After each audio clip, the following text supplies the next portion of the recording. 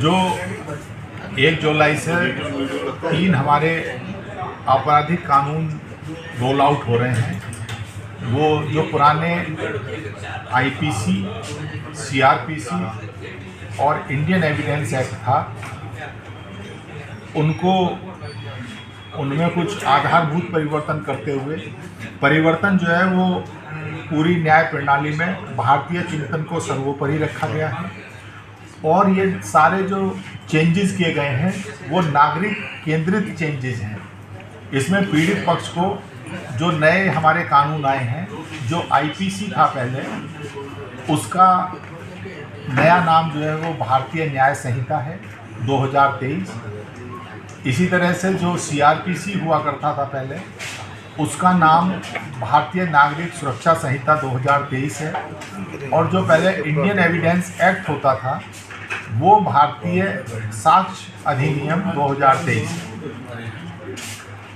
जो भारतीय न्याय संहिता है, जो नई आईपीसी के रूप में आ रही है, उसका मुख्य उद्देश्य जो है वो बहुत से ऐसे अपराध थे पहले जो सही तरीके से कानून की उसमें नहीं आ पाते थे। जैसे एक बहुत बड़ा आमूलचूल परिवर्तन ये किया है, पहले बच्चों के बारे में अलग अलग समय समय पे उम्र आई कि 12 साल से नीचे 15 साल और 18 साल। अब नए कानून में जो धारा 2 के अंतर्गत इसके सब क्लोज में हर वो व्यक्ति इर्रेस्पेक्टिव ऑफ जेंडर जो 18 साल से कम है वो बालक चाइल्ड की श्रेणी में है। इसी तरह से पहले एक जो पिछले कुछ दिनों में एक बड़ा प्रमुखता से अपराध देखा जाता है, चेन स्नैचिंग, उसको नए कानून में सम्मिलित किया गया है। मॉब लिंचिंग, उसे नए कानून में सम्मिलित किया गया है। छोटे और जो ऑर्गेनाइज्ड क्राइम है उसे नए कानून में सम्मिलित किया गया है। ये तो हो गई बीएनएस के संबंध में कुछ प्रमुख बातें। अब जैसे नागरिक सुरक्षा संहिता जो है, भारतीय नागरिक सुरक्षा संहिता जो पहले सीआरपीसी थी, उसमें भी परिवर्तन किए गए हैं।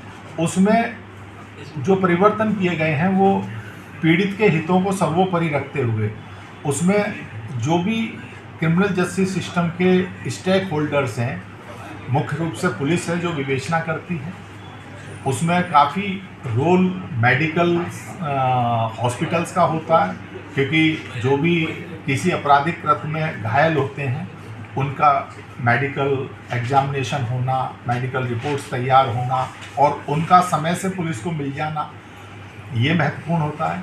इसी के साथ साथ जब पुलिस विवेचना करने के बाद अपनी फाइनल रिपोर्ट चार्जशीट या फाइनल रिपोर्ट के रूप में माननीय न्यायालय में प्रेषित करती है, तो उस पर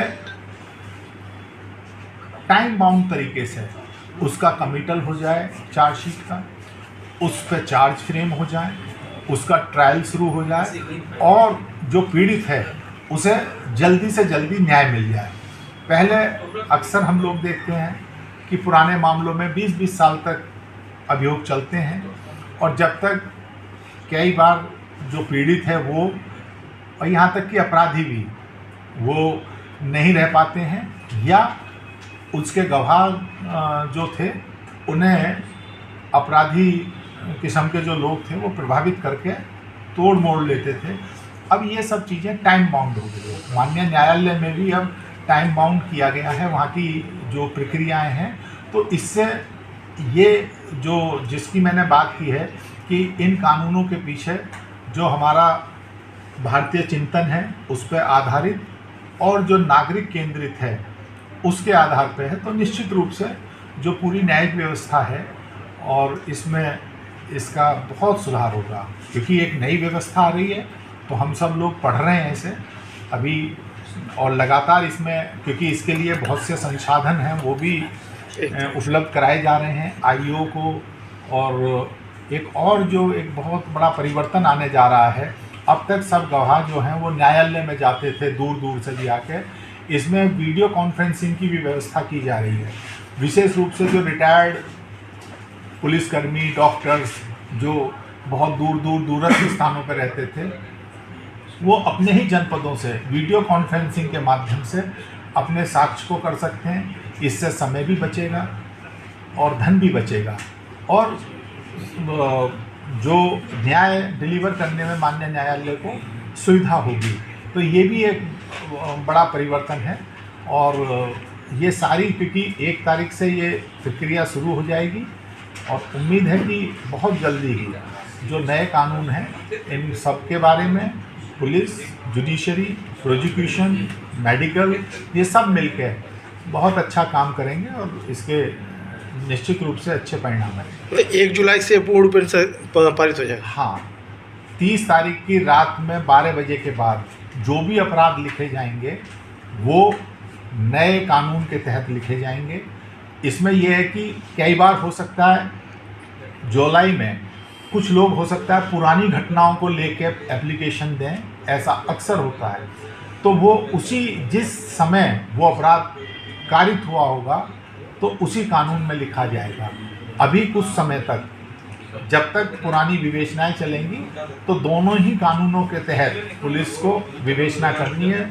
जो 30 जून तक के अपराध लिखे हैं वो पुराने कानून में करेंगे और जो हमारे अब 1 जुलाई से लिखे जाएंगे उन सब की विवेचनात्मक कार्रवाई नए कानूनों में होगी। सर, आम जनता में इस कानून को लेकर कुछ